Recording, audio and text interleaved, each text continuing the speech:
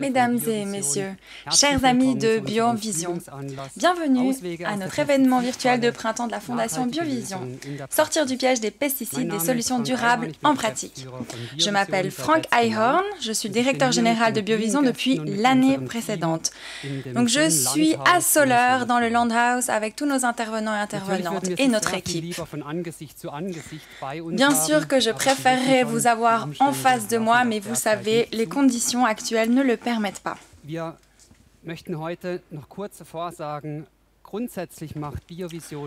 Tout d'abord, j'aimerais l'annoncer, nous ne participons pas aux campagnes de votation. Mais ce sujet est intrinsèquement lié à notre travail. Et donc nous aimerions apporter notre contribution afin que chacun d'entre nous puisse former sa propre opinion. Car les pesticides sont sur toutes les lèvres et ce n'est pas qu'une expression idiomatique, c'est une réalité. 4 millions de tonnes par année sont utilisées dans le monde, 2000 tonnes en Suisse. Donc, ce sont des substances actives qui ont été créées pour tuer des espèces. Est-ce que c'est vraiment une idée de les utiliser à grande échelle sur nos denrées alimentaires? C'est vrai que cette question suscite l'émotion, et pas seulement ici en Suisse, mais également en Afrique. Au Kenya, notamment, il y a une initiative qui a été lancée par des citoyens et ils essayent vraiment de sensibiliser la population locale. Nous allons voir cette thématique de plus près. Hi there, my fellow Kenyans. I'd like to talk to you about this tomato, this skooma, this capsicum, this watermelon, this mango. This tomato has a variety of nutritional benefits from potassium to vitamin C, and much more. But you probably knew that already. But there's something else inside this skooma that you probably didn't know exists. It has a poison that is slowly killing all of us. A poison that comes from the type of pesticides that we use. Now, the fact is, these pesticides make their way into our country, onto our farms, and eventually onto our plates. Yet, they have been banned in other countries because they are toxic. So why should it be safe to use them here and not good enough to be used in other countries? Talk about double standards. Here's another fact. It's been proven that some of these pesticides contain chemicals that cause chronic diseases such as cancer and other health problems. Like a respiratory failure, infertility, and brain damage in children. We think we can wash them off, but we can't. Let's not forget the devastation caused to our environment. My fellow Kenyans, we must get to the root of this problem together. Our food is literally eating us. Let's stand up, speak out for our health, our children's health, and the health of future generations. The Root to Food initiative is taking this to the women and men we should hold accountable for the safety of all Kenyans. A parliamentary petition to safeguard our future. Time is running out. So please take a minute to engage your MP on Twitter, Facebook, or however you can, and urge them to support the petition to stop the use of toxic pesticides in the country. Remember, change starts from the ground up. Change starts with you. Change starts with you. Change starts with you. Change starts with you. Change starts with you. Change starts with you. Change starts with you. Change starts with you.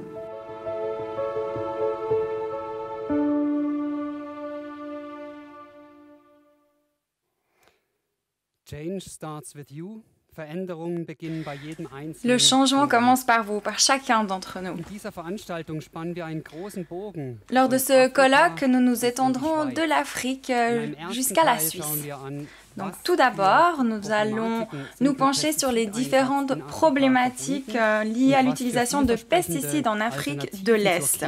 Nous allons également regarder s'il y a des alternatives à l'arsenal chimique. Et en deuxième partie, nous allons nous pencher sur la Suisse, regarder ce qui se passe dans le domaine de la recherche, de la pratique et de la politique. Et c'est notre expert politique Daniel Langmayer qui nous mènera à travers cette partie. Pour un long voyage, il faut un casse-croûte. Et ici, nous avons des tomates. Et elles ont deux facettes, comme cette thématique. Donc tout d'abord, c'est une denrée alimentaire saine qui a du goût, et de l'autre côté, si on regarde plus précisément, elles peuvent être dangereuses et nocives pour notre santé et pour l'environnement. Donc pour ce premier thème en Afrique, je vais passer la parole à Stefanie Pondini, notre experte en politique et plaidoyer. Bienvenue Stéphanie. Tu connais la thématique par cœur et donc je vais te donner les tomates. Nous allons nous revoir à la fin de ce colloque et je me réjouis de découvrir ce qui nous attend. Stéphanie, à toi.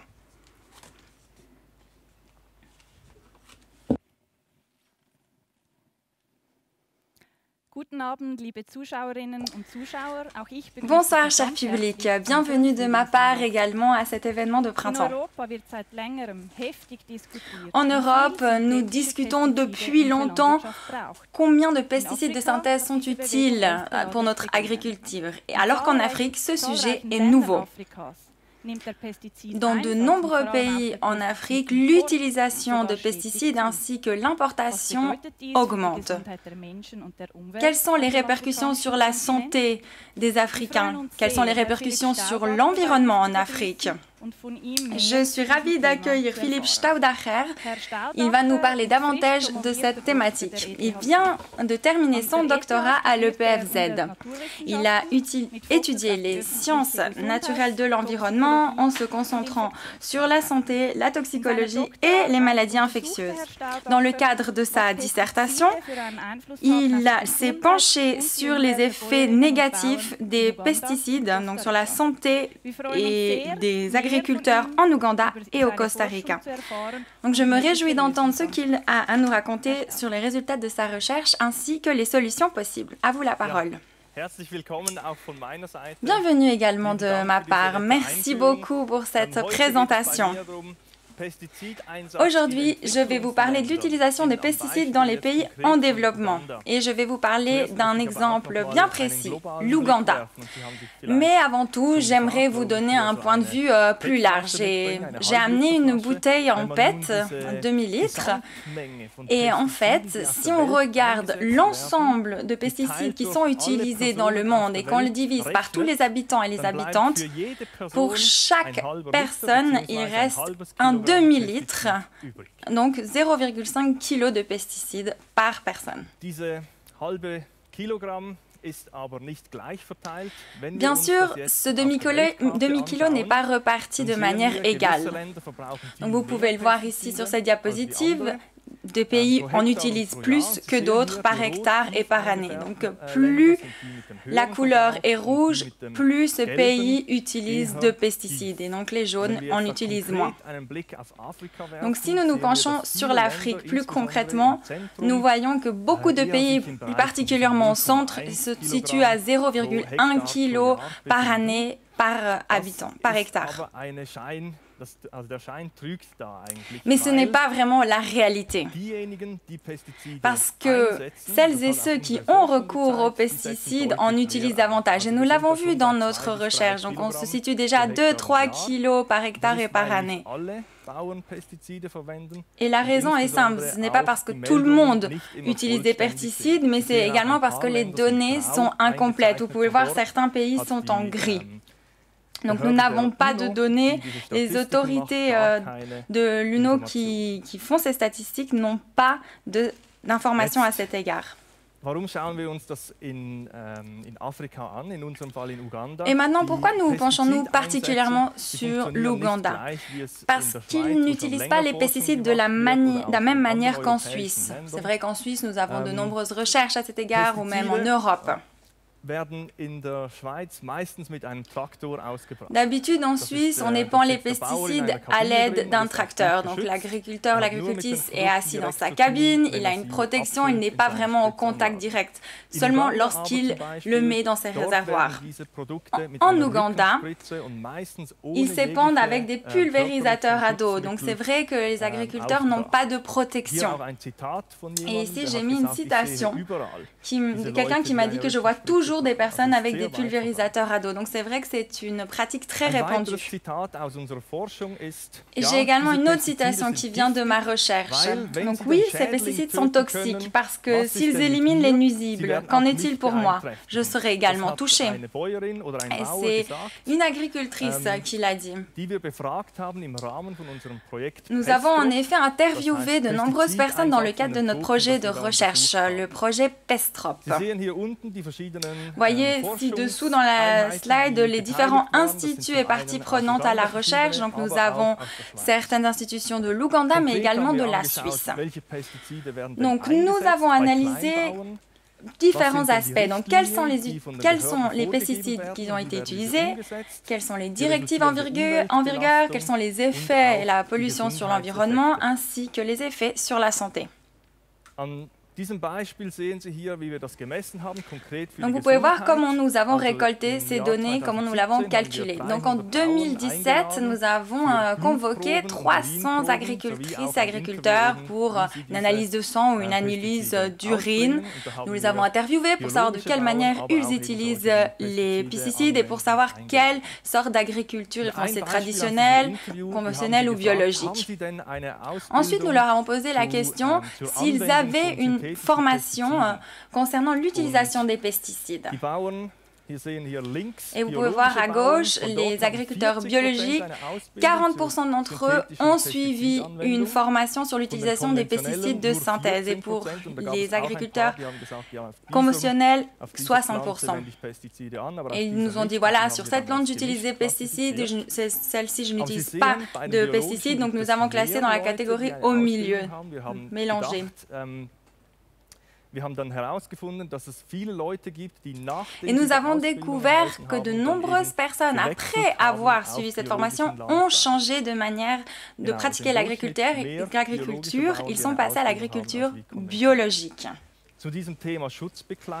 Donc parlons également des vêtements de protection. Vous avez déjà vu l'image juste dans les diapositives précédentes. La plupart du temps, ces personnes n'ont pas de vêtements de protection. Parfois, c'est juste des pantalons longs ou des bottes en caoutchouc ou des chemises longues, mais il existe de nombreux vêtements possibles et la plupart n'ont pas d'accès à ces vêtements. Donc c'est tous les éléments en gris sur ce graphique. Et si on regarde à la manière des pesticides qui arrivent chez nous, donc sur notre personne, donc il y a différentes expositions possibles. Donc là, l'exposition directe, l'agriculture, bien sûr, ou dans le ménage, ou les animaux d'élevage. Et il y a l'exposition indirecte, donc l'alimentation, l'eau, ou si on est en train d'épandre des pesticides sur un champ qui s'évapore, etc.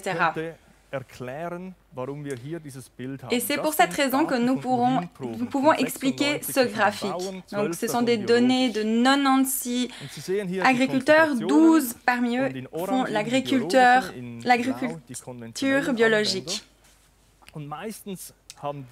Donc, en orange, ce sont ceux qui pratiquent l'agriculture biologique et en bleu, l'agriculture conventionnelle.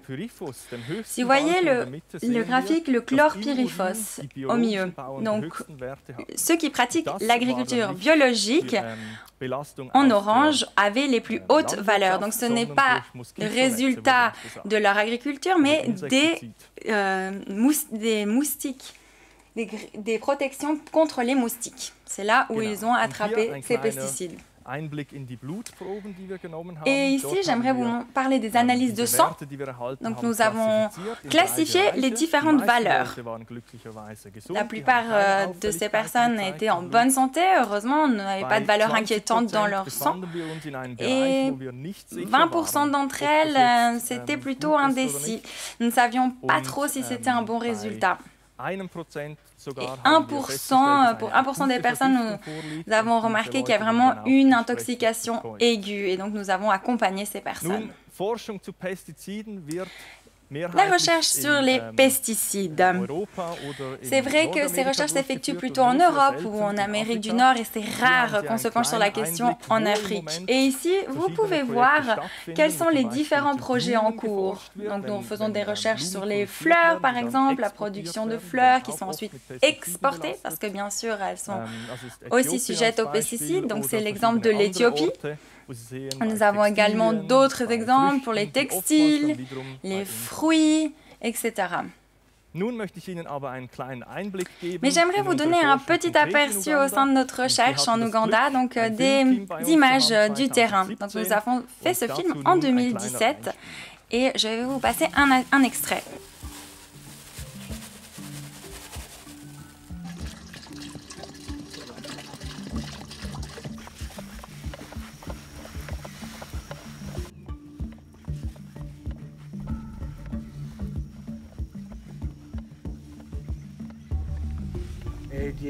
Mes voisins m'ont appris comment utiliser les pesticides.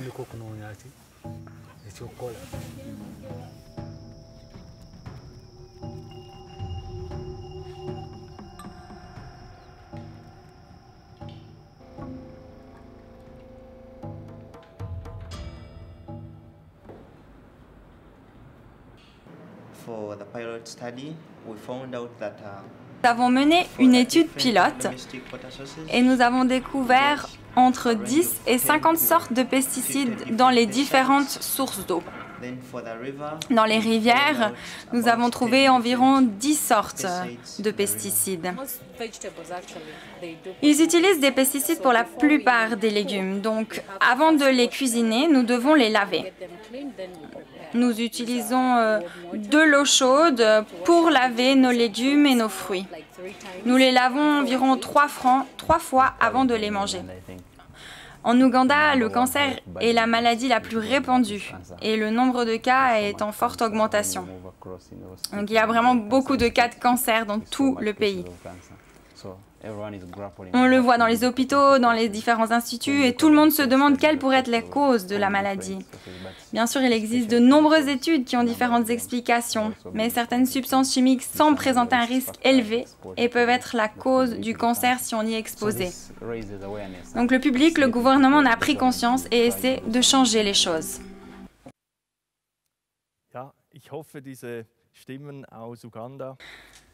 Donc j'espère que ces explications vous donnent un peu une image, une idée de la problématique. Lorsqu'on parle de problèmes environnementaux, de pesticides, on se rend compte que la route est longue avant qu'il y ait des changements. Parce que tout d'abord, il faut qu'il y ait cette connaissance. Ensuite, nous devons développer une certaine prise de conscience et les personnes doivent avoir ensuite un avis, changer de mentalité et ensuite, on peut passer à l'action. Et c'est vrai que ce chemin est long. Nous en sommes conscients quand nous entamons les travaux de collaboration en Ouganda et nous avons eu ce problème avec les autorités, par exemple. Nous avons organisé 2 jours d'ateliers avec toutes les parties prenantes, donc les autorités nationales, des représentants du domaine de la santé. Nous avons compris comment les lois fonctionnent ou comment elles ne fonctionnent pas, et donc nous avons invité 35 participantes et participants afin de discuter des différents problèmes. Donc c'est vraiment important que nous ayons vraiment des autorités nationales, régionales, des représentants des agriculteurs, qu'il y ait également la société civile, l'économie agricole et nous-mêmes la science, bien sûr des scientifiques également de l'Ouganda.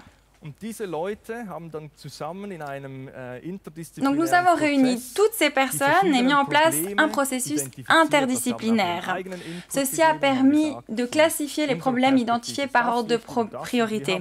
Donc certains disent c'est ça le problème, d'autres ont dit c'est ça. Et donc nous avons vraiment essayé de tout réunir. Nous avons en quelque sorte organisé un vote. Et vous pouvez voir les 2 premiers points. En ce qui concerne les pesticides, il s'agit de la problématique des prestations des vendeurs de pesticides et des lacunes dans les directives et les ordonnances. Donc nous, en tant qu'équipe de recherche, nous avons décidé vraiment de nous atteler à ces 2 problèmes. Et nous sommes concentrés sur les vendeurs de pesticides et nous avons vraiment analysé en détail. Donc en 2019, nous avons organisé des entretiens avec 402 vendeurs. Nous avons également observé la manière dont ils ont de vendre le produit. Nous avons également organisé des achats tests, donc pas nous, mais nous avons vraiment envoyé des agriculteurs locaux. Et ensuite, nous avons également organisé des entretiens de conseil, de les aider, de les rendre attentifs à tous les dangers, parce que c'est ceux qui fonctionnent au mieux. Donc au cours de cette conversation, nous avons remarqué qu'il y a différents problèmes. Donc tout d'abord, il n'y a pas de cours de formation et de perfectionnement régionaux qui soient à un prix avantageux, qui soient abordables pour la population. Donc la plupart des vendeurs vendent également de l'engrais ou d'autres produits. Ils ne savent pas vraiment tous les moyens qui sont à disposition. Ensuite, il est nécessaire qu'on développe des ventes standardisées, comme c'est le cas dans les pharmacies chez nous. Quand on donne un médicament, on dit voilà, c'est ça le danger. Donc il faudrait que ceci se passe également dans la vente des pesticides. Et bien sûr, il faut mettre à disposition les informations essentielles et les équipements de protection nécessaires. Donc vous pouvez voir cette grande image, c'est ce que nous avons vraiment donné aux vendeurs.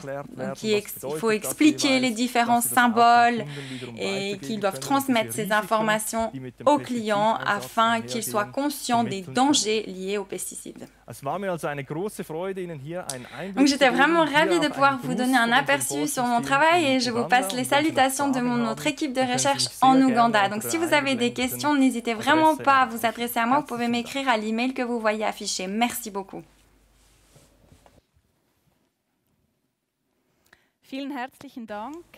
Merci beaucoup, Monsieur Staudacher, pour cette présentation très intéressante.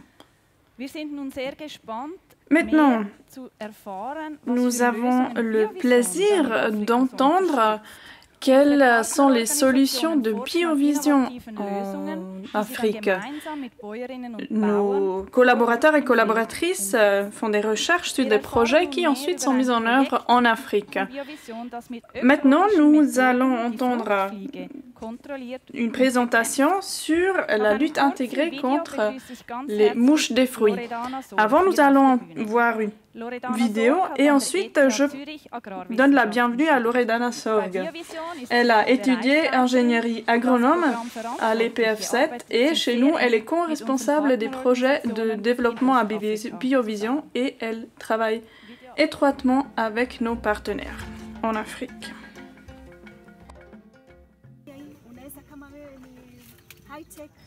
Le docteur Fatia Kamis explique aux familles agricoles comment elles peuvent maîtriser les mouches des fruits avec des méthodes écologiques. Elle a identifié la mouche des fruits comme étant responsable de 80% des pertes de récolte. En 2019, elle a reçu le Abdul Karim Award pour son travail. Le piège jaune attire les insectes. On peut le fabriquer en utilisant une simple bouteille en PET. Dans le piège se retrouvent des appâts trempés dans la substance organique méthylégénol. Cette forme de contrôle de ravageurs est écologique et peu coûteuse pour les familles agricoles.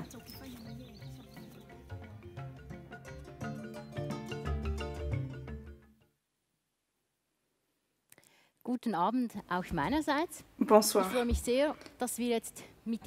Je suis ravie de entrer maintenant dans le vif du sujet et que nous allons maintenant au Kenya et que nous allons parler de nos projets en Afrique de l'Est.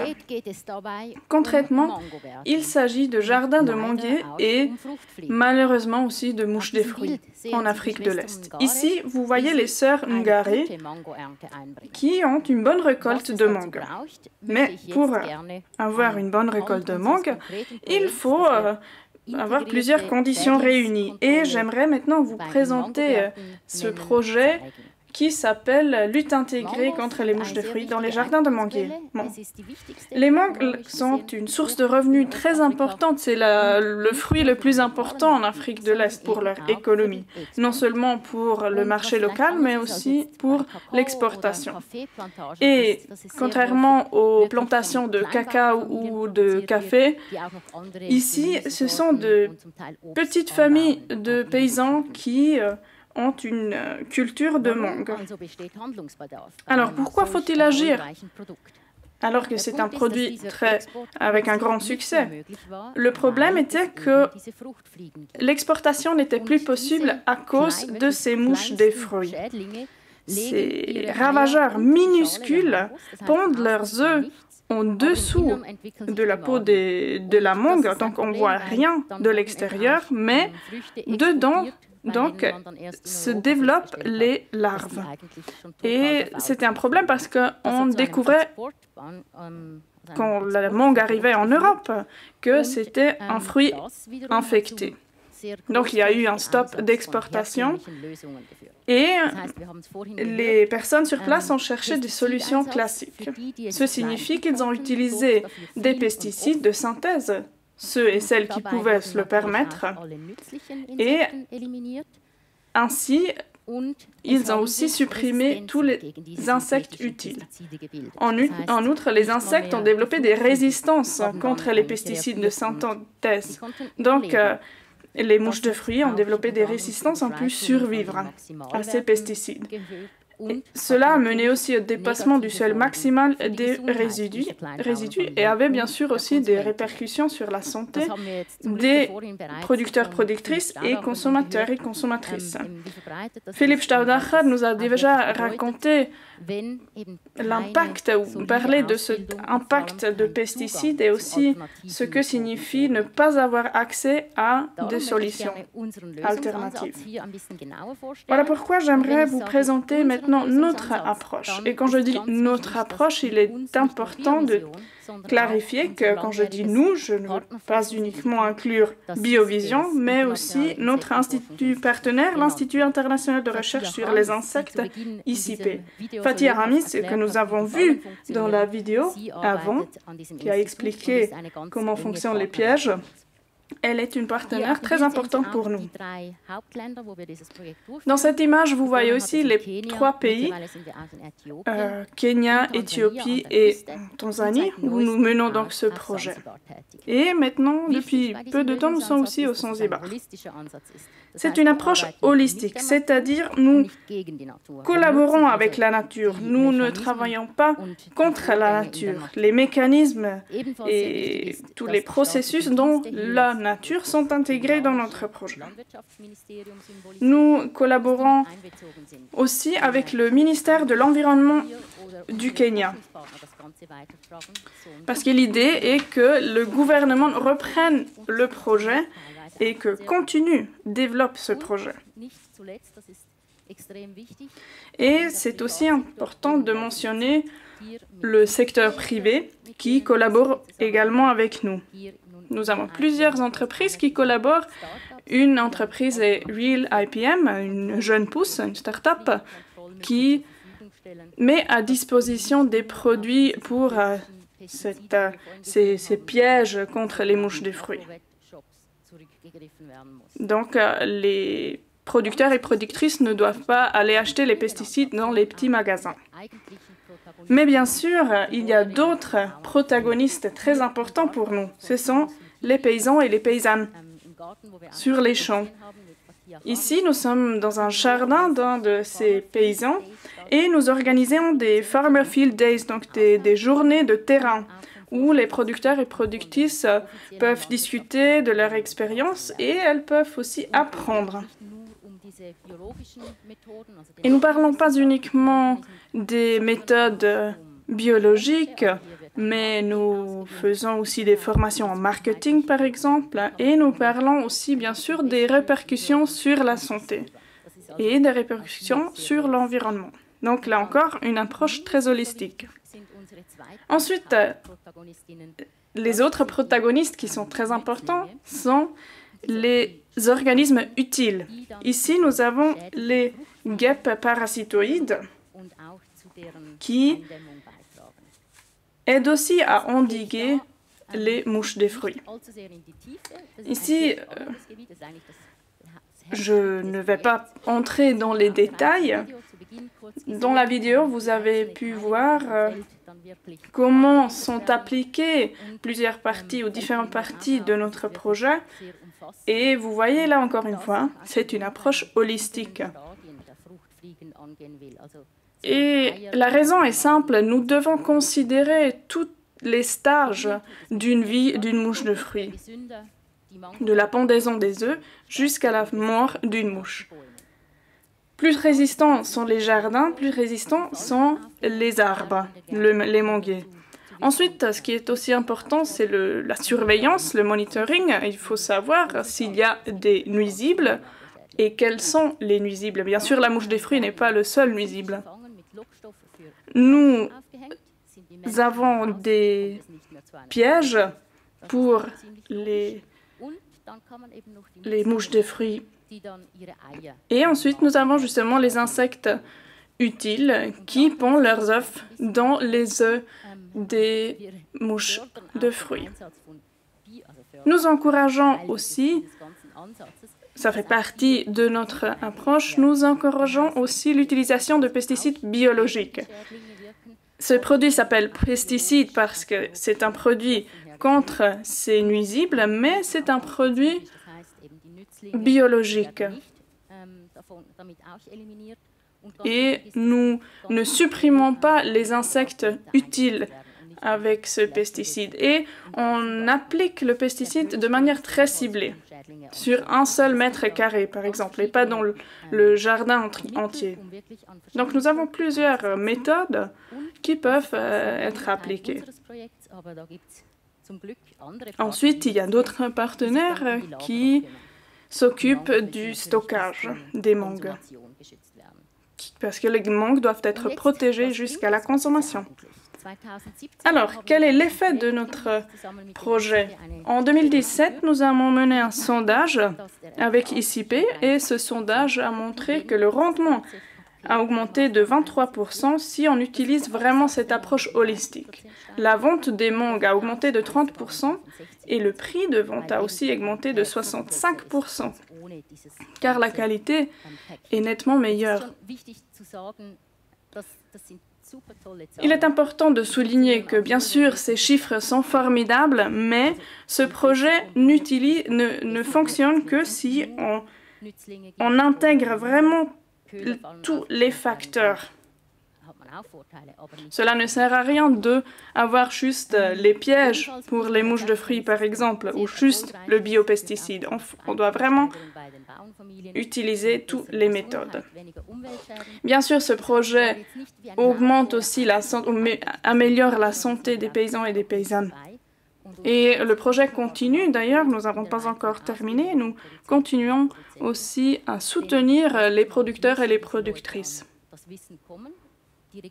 Les personnes doivent avoir accès à cette information, les gouvernements commencent à collaborer avec nous, mais nous devons encore nous engager davantage. Ensuite, la collaboration avec le secteur privé doit encore être améliorée. C'est toujours la question de l'accès à l'information pour les producteurs et les productrices. Depuis peu, nous avons un système d'alerte par SMS qui informe les producteurs et productrices quand ils ou elles doivent agir. Et un défi pour nous est que chacun et chacune doit participer. Si nous avons un seul paysan qui participe à ce projet et les voisins et les voisines utilisent quand même des pesticides de synthèse, notre projet ne sert à rien. Étant donné que cette approche est vraiment un succès, nous avons commencé par les mouches de la mangue et en collaboration avec l'ICP et grâce à votre soutien, bien sûr, nous avons pu maintenant commencer un nouveau projet. Nous, depuis 2019, appliquons cette approche aussi dans la cultivation de tomates et en Éthiopie, depuis cette année aussi, pour les mangues. Merci beaucoup pour votre attention et pour votre soutien, surtout parce qu'un projet de telle envergure doit être planifié à longue date. Depuis presque 10 ans maintenant, nous collaborons avec Fathia Khamis, avec les autres partenaires, et nous essayons de toujours améliorer le projet. Voilà, je termine cette présentation encore une fois avec Fathia, ma partenaire de projet. C'est une image de Zanzibar en janvier, c'est donc notre nouvel endroit où nous sommes aussi implantés et nous sommes les premiers à vraiment pouvoir introduire des mesures contre les mouches de la mangue. Merci beaucoup. Merci Loredana pour cette présentation. Pendant cette première partie de ce colloque, nous avons parlé des dangers des pesticides dans synthèse. Mais nous avons aussi entendu parler de solutions, des possibilités lorsqu'on lutte contre les ravageurs avec d'autres moyens. Maintenant, je passe la parole à Daniel Langmayer. Il est notre conseiller de politique en Suisse et il s'engage pour des projets ensuite qui soutiennent une alimentation durable. Maintenant, Daniel, je te passe les tomates en Suisse. Merci beaucoup Stéphanie Pondini pour ton travail pendant cette première partie du colloque. Je suis ravie de pouvoir vous accompagner maintenant en Suisse, mais avant d'entrer dans le vif du sujet, j'aimerais aussi vous donner la bienvenue à la maison et vous donner un petit aperçu de la Suisse. C'est la suite. Bien sûr, le sujet des pesticides est en Suisse très actuel. Et ce soir, nous essayons de vous donner plusieurs perspectives. Nous parlons de la consommation, de la recherche et nous parlons aussi du quotidien. Nous parlerons aussi avec une agricultrice, par exemple. Et c'est un plaisir maintenant de donner la bienvenue à Anna Schöpfer, notre responsable de projet de sensibilisation en Suisse. Anna, je te passe la parole. Merci. Merci Daniel Langmayer. Moi aussi, je vous donne la bienvenue à ce colloque. Comme je vous l'ai déjà dit, je travaille donc dans le projet de sensibilisation. Il y a quelqu'un qui m'appelle. Salut. Salut Anna. Écoute, j'ai besoin de toi. Ce soir, je veux préparer ma fameuse sauce tomate et j'aimerais qu'elle soit écolo. Mais je ne sais pas ce que je dois acheter. Est-ce que je prends la sauce tomate de Barilla avec des tomates provenant de l'Italie? Ou plutôt la sauce tomate en considérant que je ne connais pas la provenance de ces tomates? Ou est-ce que je la prépare moi-même? Mais alors, quelles tomates acheter? Les tomates suisses issues de l'agriculture conventionnelle? Ou les tomates bio provenant de l'Espagne? Comme tu peux le voir, je suis un peu perdue. Est-ce que tu peux m'aider? Merci Rahel. Ce sont des questions qui nous sont posées souvent. Et pour pouvoir vous donner une réponse, nous avons développé un système d'évaluation. Vous voyez ici 4 critères écologiques et 2 critères sociaux. Je vais commencer par le climat. Sous le critère du climat, nous considérons le transport, la production et l'émission de CO2 ou d'autres gaz nuisibles. Dans le critère de la pollution, nous regardons si il y a un impact pour le sol ou les eaux. Ensuite, l'utilisation de ressources, là, nous considérons les quantités d'eau ou de sol ou de pétrole qui sont utilisées pour leur production.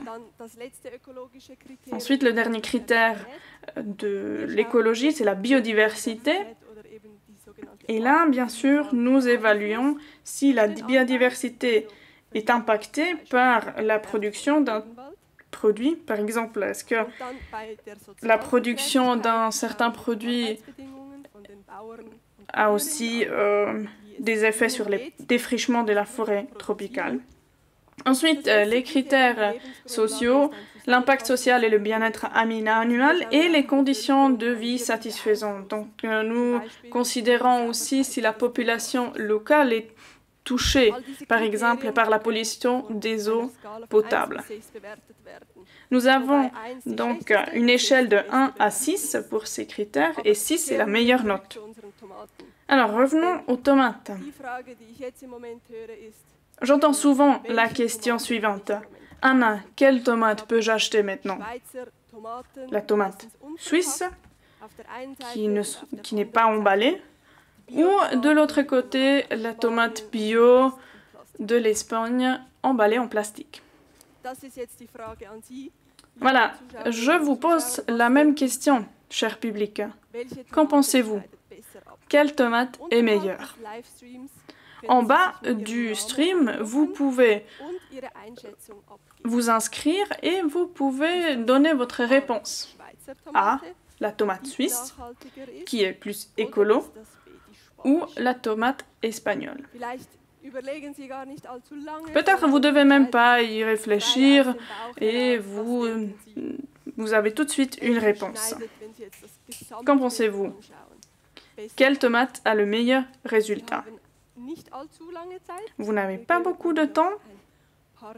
Encore quelques secondes pour que tout le monde ait assez de temps. Tomate bio ou tomate conventionnelle? La régie me dit qu'il y a encore des personnes qui sont en train de répondre, donc j'attends encore un moment. Voilà, la solution, la réponse est la tomate bio d'Espagne.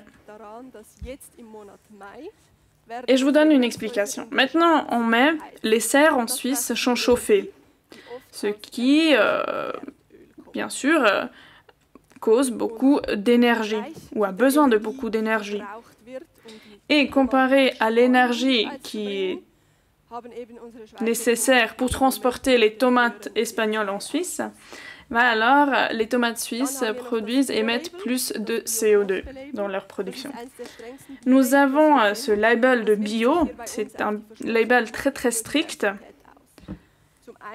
qui aussi évalue la biodiversité. Par exemple, l'utilisation de pesticides de synthèse est interdite avec ce label. Et donc, l'eau de surface n'est pas impactée, ou moins impactée. Seule l'utilisation de ressources est le point faible de la tomate d'Espagne. Et l'explication est que la tomate a besoin de plus d'eau. Pour une tomate, pour 1 kg de tomates, on a à peu près besoin de 214 litres d'eau. En Espagne du Sud, il y a un climat très aride, donc on doit vraiment utiliser les nappes phréatiques pour l'eau, pour la production des tomates. Et ce problème, nous ne l'avons pas en Suisse. Mais en considérant toute la production de la tomate d'Espagne est meilleure et maintenant on met. J'ai une deuxième question pour vous. Ici, vous voyez 3 sortes de sauces de tomates. Les tomates proviennent d'une agriculture conventionnelle de l'Italie. Mais vous avez un emballage différent. Alors, quel emballage est plus durable? Le carton, le verre ou le boîte en alu? Ou est-ce que l'emballage n'est pas aussi important? Je vous donne de nouveau quelques secondes pour répondre à cette question, ou peut-être pour vous réinscrire. Donc les tomates proviennent toutes de l'Italie. Il s'agit juste de l'emballage qui change.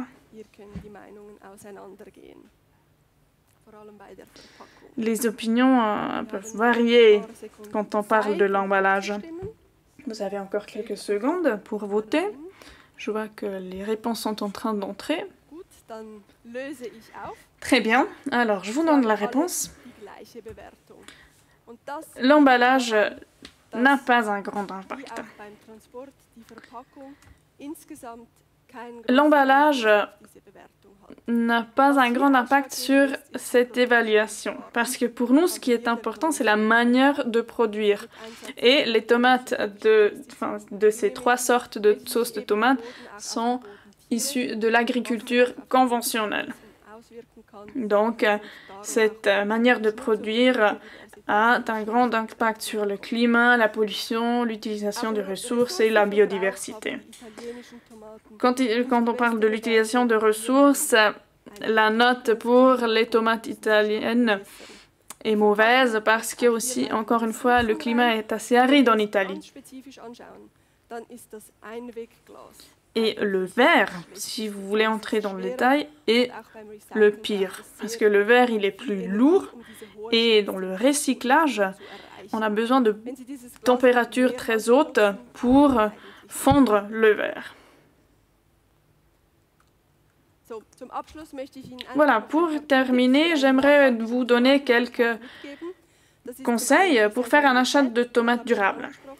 Tout d'abord, c'est la saisonnalité qui est importante. Acheter des tomates suisses lorsqu'elles sont de saison, de juillet à septembre. Là, les serres ne sont pas chauffées parce qu'il fait assez chaud en Suisse. Privilégiez aussi le label bio. Là, vous avez vraiment la garantie que les serres ne sont pas chauffées. Une autre garantie que vous avez avec le label bio est que les produits phytosanitaires sont biologiques et ne pas de synthèse ou chimiques, et la diversité des variétés est aussi garantie. J'ai aussi une liste ici, vous voyez quelques labels bio que vous pouvez considérer lorsque vous faites vos achats. Ensuite, ce que vous pouvez faire aussi, c'est acheter d'autres variétés de tomates, des tomates par exemple de Prospecie rara. Et n'oubliez pas d'acheter uniquement ce dont vous avez besoin.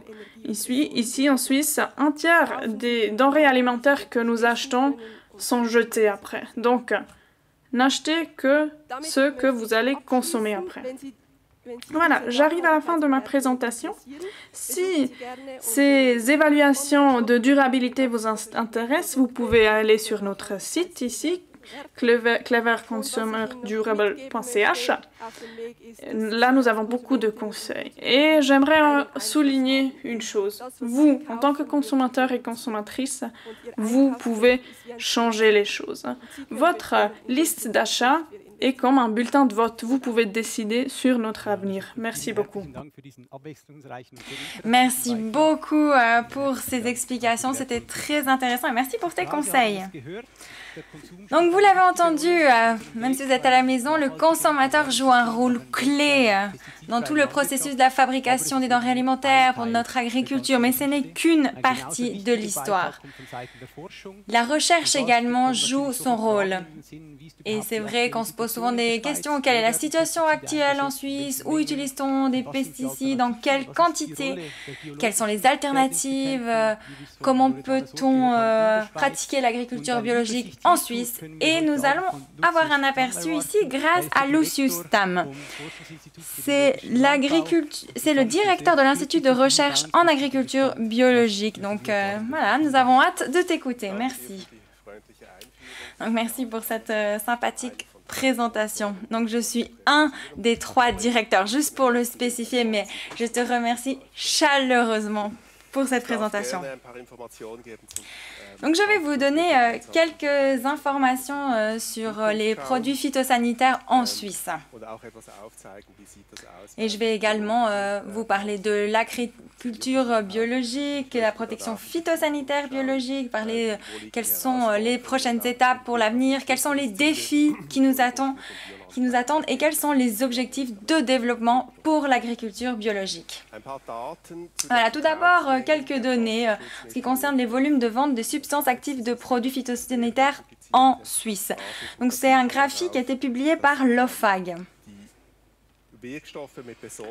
Donc, vous pouvez voir que les substances actives présentant un potentiel de risque particulier, on voit que c'est légèrement à la baisse. Donc, les volumes de vente baissent. Il y a une légère augmentation des substances actives utilisables en agriculture biologique et, de nouveau, un déclin pour les autres substances actives qui ne sont pas problématiques. Mais justement, avec un potentiel de risque particulier, c'est une situation complexe. On voit que le déclin n'est pas aussi rapide que l'on souhaite. On voit que c'est vraiment compliqué.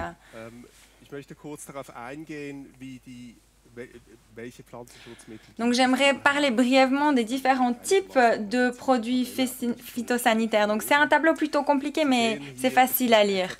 Donc vous voyez, il y a 380 environ de substances qui sont autorisées. Donc 107 sont autorisées en agriculture biologique. Et donc on voit qu'il s'agit de 66 organismes vivants, donc biocontrôle, des espèces utiles. On voit qu'il y a également des phéromones, donc vraiment des appâts odorants, donc qui attirent les organismes utiles, donc ce n'est pas problématique, sont autorisés. Et ensuite, il reste environ 300 substances exemptes d'organismes vivants. 26 d'entre elles sont autorisées en agriculture biologique. Et les autres, ce sont justement des pesticides chimiques de synthèse, ce qu'on dit dans le langage courant. Donc nous avons créé un scénario. Qu'est-ce qui se passerait si nous passions à une agriculture biologique à 100%? Donc on peut voir ici les différentes sortes d'agriculture. Donc en vert, les surfaces herbagères, donc les prairies permanentes et pâturages. Et donc là, on arrive presque... Donc si on a réduit à 0, c'est vraiment la partie en gris. Ce sont les grandes cultures. Là, on arriverait vraiment à réduire énormément, presque 100%, donc 98,5%. Et ensuite, il y a la petite partie orange du gâteau. Donc, ce sont vraiment les cultures spéciales, donc les arboricultures fruitières, les viticultures. Et là, on voit qu'on arrive... On ne réduit pas énormément la quantité, mais on va changer de produit. Donc, on va se mouvoir dans la direction de biocontrôle et plus uniquement des pesticides chimiques de synthèse. Donc, comment y parvenir? Comment appliquer ce processus dans la pratique? Et j'aimerais vous le montrer grâce à la stratégie phytosanitaire biologique. Donc, c'est une forme de pyramide en quelque sorte. Donc, la protection phytosanitaire se base sur la protection de la nature et de la durabilité. Donc, voilà, l'extensification, la revalorisation écologique, mise en réseau des éléments paysagers. Et ensuite, il faut utiliser également des produits biologiques. Et on monte dans les différentes catégories. Je vais vous donner quelques exemples. Donc, il est vraiment important de valoriser le paysage pour favoriser la biodiversité. C'est essentiel pour avoir vraiment un système stable, pour avoir vraiment une nature saine et stable. Un exemple, donc si on utilise des variétés résistantes, vous connaissez peut-être cet exemple des pommes de terre qui a créé la famine en Irlande dans les années 1800 et quelques. Vous pouvez le voir à gauche, c'est vraiment, il n'y aura aucun rendement sur ces cultures, et à droite on voit les variétés qui sont résistantes. Donc on peut vraiment illustrer l'importance de la résistance des sortes contre les maladies. À l'heure actuelle, nous voyons de plus en plus cette méthode dans les cultures spéciales. Donc, c'est l'utilisation de couverts.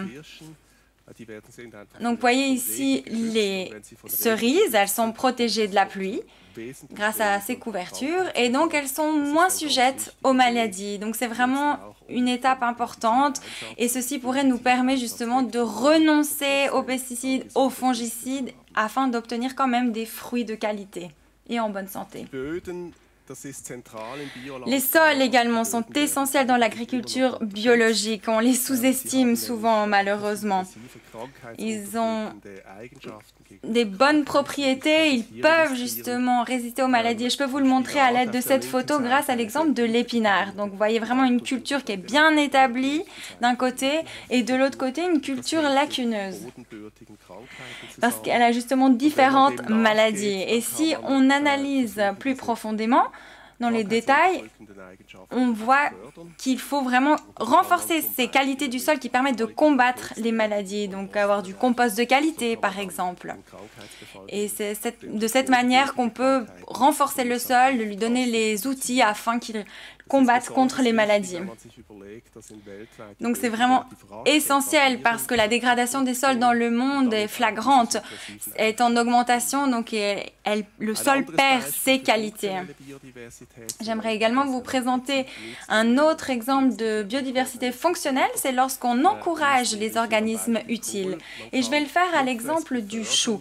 Donc on peut vraiment apporter donc, ces petites guêpes dans les champs. Et si on va plus loin, on peut également planter des plantes d'accompagnement dans les champs. Ici, il s'agit de la fleur, la centaura.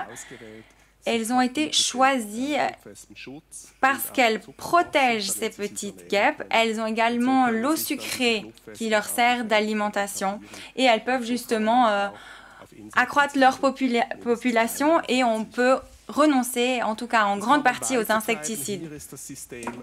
Donc, on peut vraiment l'étendre, ce système. Donc, j'ai l'exemple des vergers ici.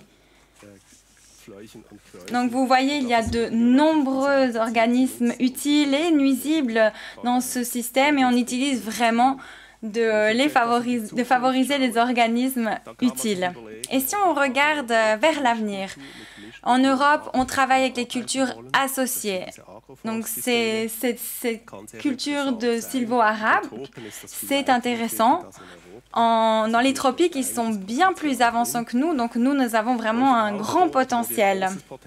Nous voyons également un grand potentiel au sein des cultures de variétés adaptées, donc vraiment des variétés qui sont adaptées aux cultures associées. On voit qu'elles sont plus résistantes, on peut renforcer les systèmes, sont moins sujettes au stress. Nous sommes également en train de travailler sur ce point, donc c'est vraiment un nouveau élément. Nous ne sommes pas seulement en train de cultiver certaines plantes, mais de cultiver également les micro-organismes qui les aident à se renforcer, à être plus résistantes afin qu'elles aient tous les besoins couverts, donc au niveau de protection, d'alimentation. Et ici, vous pouvez voir les micro-organismes. Ils sont omniprésents sur les plantes et ils sont extrêmement utiles. Et nous reconnaissons maintenant quelles sont leurs fonctions. Donc c'est grâce à la recherche que nous avons obtenu ces résultats. Elle avance très très vite et nous apporte vraiment des résultats clés. Donc c'est essentiel d'avoir ces données pour nous. Donc, un autre exemple afin de faire avancer la protection phytosanitaire, le cuivre, c'est vraiment un problème au sein de l'agriculture biologique. Donc, nous devons le substituer à moyen ou à long terme. Et ici, j'ai un exemple avec un arbre. Voyons qu'il y a beaucoup d'activités. Et nous essayons vraiment de développer afin que cet extrait de cet arbre puisse être utile au sein de l'agriculture biologique. Donc, quel est l'avenir pour l'agriculture? Et je pense que nous regorgeons de potentiel encore. Il y aura donc ces cultures associées, comme je vous ai parlé, ou bien vraiment d'avoir différentes cultures et de profiter de la diversité. Et peut-être que grâce à la precision farming, donc la mécanique, nous pouvons vraiment nous améliorer dans ce domaine afin de favoriser l'environnement pour les organismes utiles. Donc, dans quelle direction souhaitons-nous nous rendre ?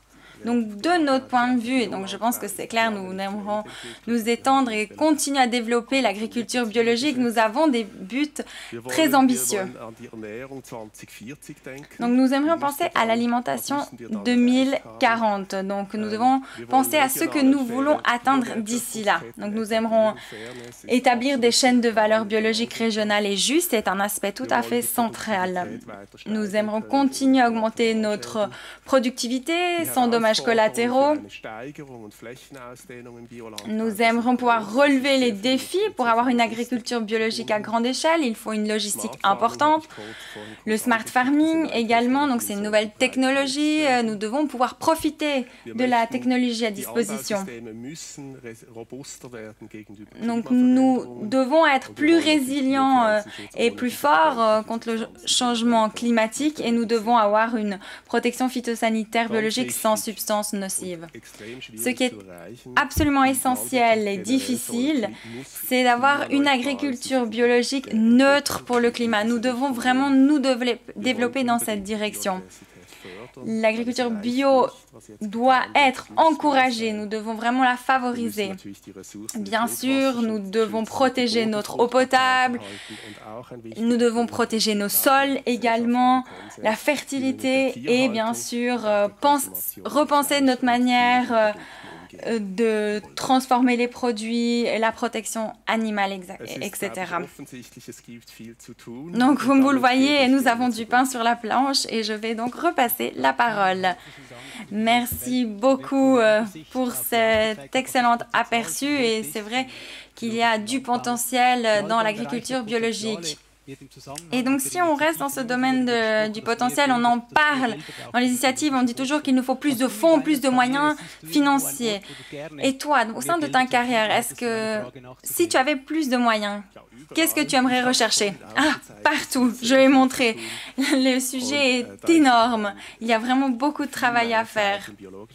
Et c'est vrai que voilà, j'ai travaillé de nombreuses années au sein de l'agriculture biologique et donc c'est vraiment un sujet qui me tient à cœur que voilà, le cuivre, spinosate, que nous avions dans ces domaines et trouvions des substituts.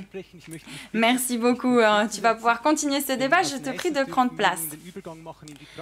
Parce que nous allons passer à la pratique. Et ici, je vais passer la parole à Regula Bollinger-Fleury. Elle va nous parler de son travail depuis 35 ans dans la biodynamique, les principes de la biodynamie. Merci beaucoup, Daniel. Je suis ravie d'être parmi vous aujourd'hui. Donc, depuis 35 ans, je travaille ici dans la région de Solaire avec mon mari et c'est vrai que j'ai une production biodynamique. Donc, nous essayons de regarder notre exploitation comme un organisme et c'est vrai qu'il faut que nous ayons des organes en bonne santé, qui ait une bonne corrélation. Donc tout d'abord, le sol avec ses micro-organismes. Ensuite, d'avoir vraiment des vaches en bonne santé qui nous fournit le lisier utile que nous transformons ensuite en compost et de nouveau qui renourrit nos sols. Un autre organe, bien sûr, nos chèvres, qui sont sur nos prairies, nos pâturages. Ensuite, nous avons également notre culture maraîchère. Nous pouvons vendre nos légumes à Solaire. Ensuite, les vergers, aussi pour la vente directe principalement. Et un autre organe, bien sûr, nous avons également une surface, une grande culture.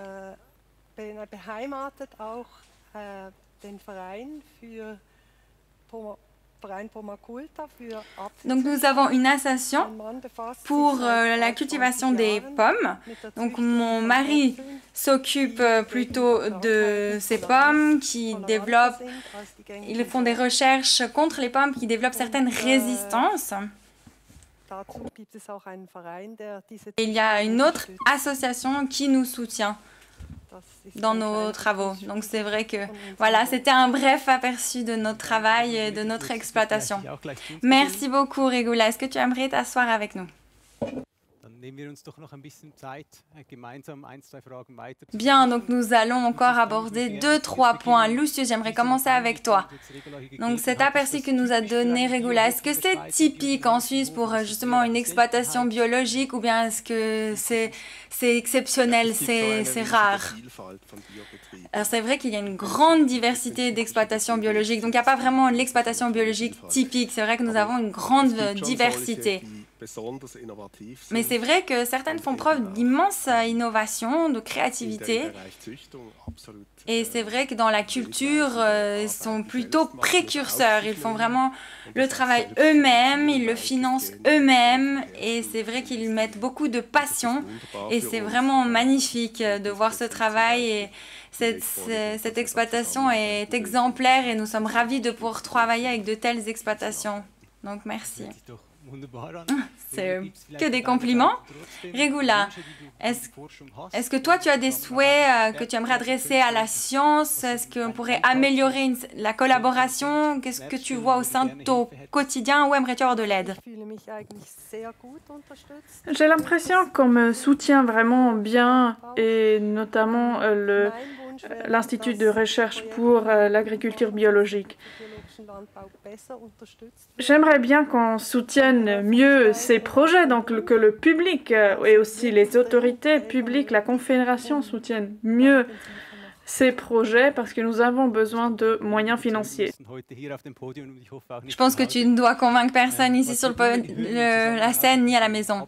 Mais ce qu'on entend souvent dans le cadre de ces votations, donc les pesticides libres de pesticides de synthèse, donc c'est le rôle des consommateurs. Donc nous l'avons entendu, Anna Schaffer l'a répété, c'est important d'avoir une consommation durable. Qu'en pensez-vous? Quel est le rôle des consommateurs? Quelles sont les limites? Alors oui, c'est vrai que les consommateurs ont un rôle clé, leur comportement est essentiel. C'est vrai que nous voulons un monde plus durable. Ça ne va pas fonctionner si tous les hommes et toutes les femmes continuent ainsi. L'agriculture doit être tout de même durable. Et donc c'est vrai que le comportement des consommateurs est essentiel d'une part.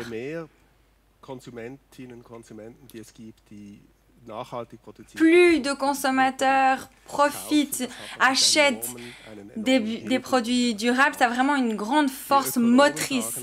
Et c'est vrai que les économistes disent que ceci ne suffit pas. Nous devons avoir des mesures d'accompagnement. Et c'est vrai que si on a des biens publics comme la biodiversité, la protection des nappes phréatiques, c'est vrai que c'est une tâche de la société. Et nous ne pouvons pas donner cette aide à une petite fraction de consommatrices et consommateurs qui s'intéressent à cette thématique. Et ce n'est pas juste et c'est vrai que ce ne sera pas suffisant. Donc il faut vraiment une transformation globale de l'agriculture et c'est une tâche de la société. Regula, qu'en penses-tu? Toi, tu as cette vente directe, donc tu as cet échange avec les acheteurs et acheteuses. Où penses-tu qu'il y a encore du potentiel? Je suis tout à fait d'accord avec Lucius Tam. Il a mentionné les faits qui sont très importants. Moi, je vis un peu dans ma bulle. Mes consommateurs et consommatrices consomment de manière durable et consciente. Ils viennent sciemment chez moi. Donc, ce sont des clients fidèles. Mais je crois que c'est important que tout le monde y ait accès. Je constate que nous ne pouvons pas continuer avec ce problème de la différence des salaires. Chacun, chacune a le droit d'une alimentation saine. Et ce n'est pas juste que la pression du prix soit endommage l'agriculture biologique. Donc merci. C'est aussi l'avis de Biovision. Donc nous voyons que c'est un système global. Nous devons vraiment regarder l'aperçu dans son entité. Donc mis à part la consommation, quels sont vos souhaits à la politique, aux conditions cadres? Où est-ce que vous aimeriez avoir du soutien? Lucius, est-ce que tu aimerais commencer?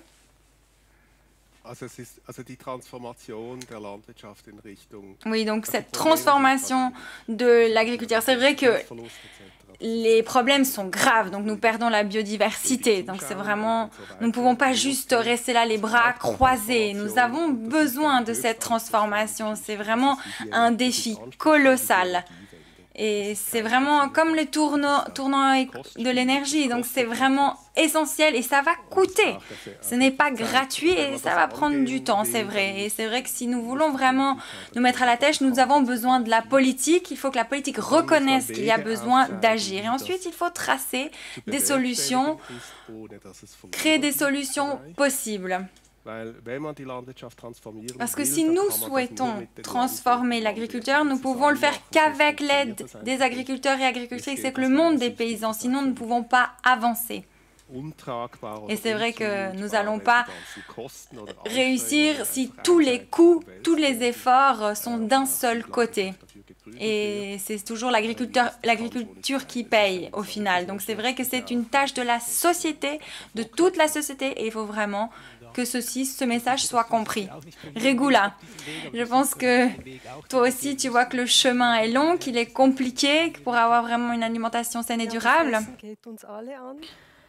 Alors, les aliments, l'alimentation nous concerne tous et toutes et je souhaite que nous comprenions maintenant qu'il y a urgence, que nous devons agir maintenant et je suis étonnée que le plan agricole 2022 a été reporté alors qu'il y avait des approches qu'on pouvait entamer. Il y a la politique agricole donc 2022 qui a été reportée et donc on est un peu ici en suspens, mais j'espère que bientôt ils vont agir.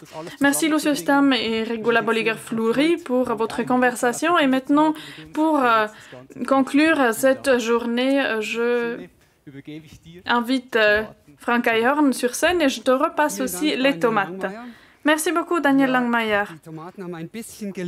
Les tomates ont souffert un peu pendant le voyage et je ne sais pas si vraiment je veux les manger encore.